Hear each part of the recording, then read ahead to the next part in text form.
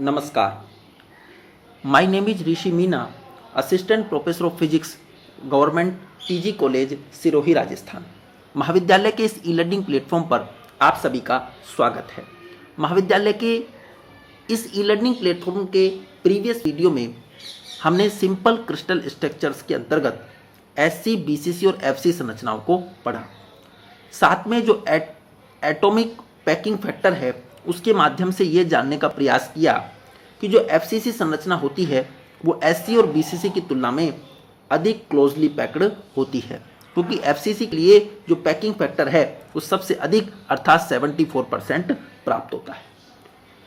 तो आज का जो टॉपिक है वो भी basically in simple crystal structure से ही जुड़ा हुआ है.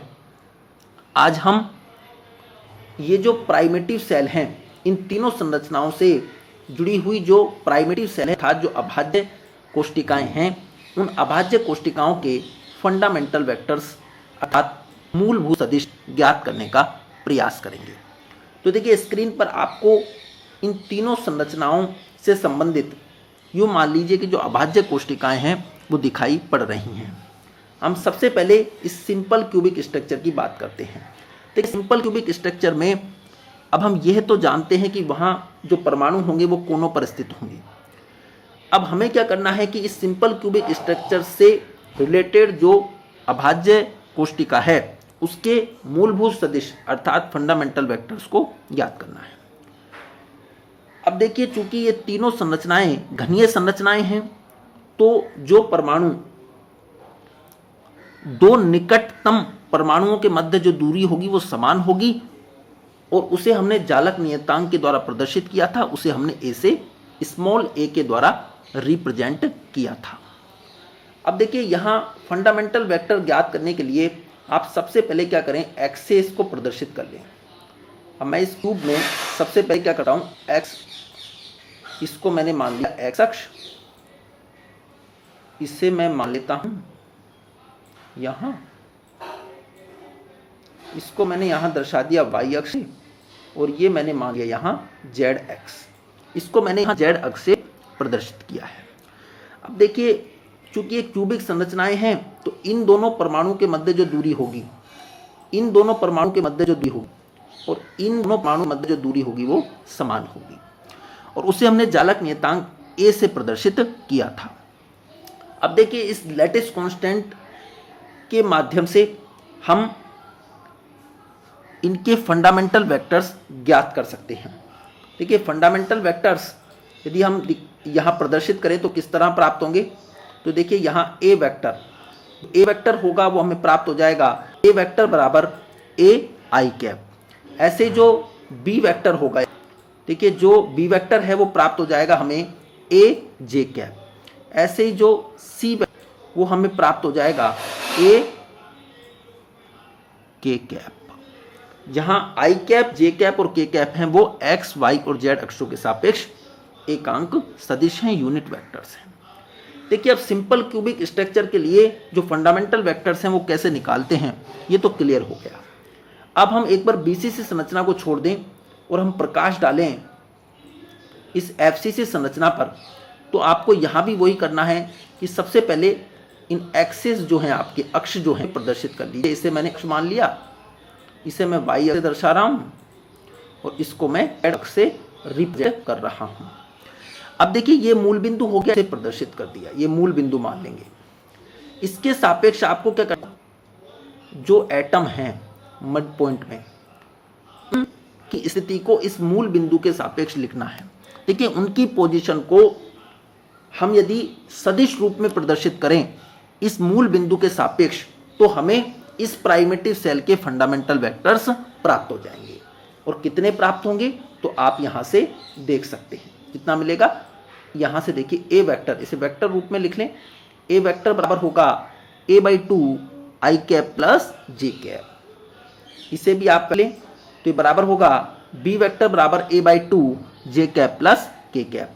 ऐसे ही जो सी वो भी यहाँ से बराबर हो जाएगा ए बाई 2 के कैप प्लस आई कैप. अब मैं ये भी आपको बताऊंगा कि यहाँ हम इन अभाज्य कोशिकाओं जो प्राइमेटिव सेल हैं इनके फंडामेंटल वेक्टर्स को आखिर निकाल क्यों रहे हैं. देखिए अब नेक्स्ट यदि हम प्रकाश डालें तो वो है बीसीसी संरचना, मतलब बॉडी सेंटर्ड क्यूबिक स्ट्रक्चर। तो यहाँ जो परमाणु होते हैं वो कोनों पर होते हैं, साथ में एक मध्य में भी एक परमाणु स्थित होता है, सेंटर में भी एक एटम होता है।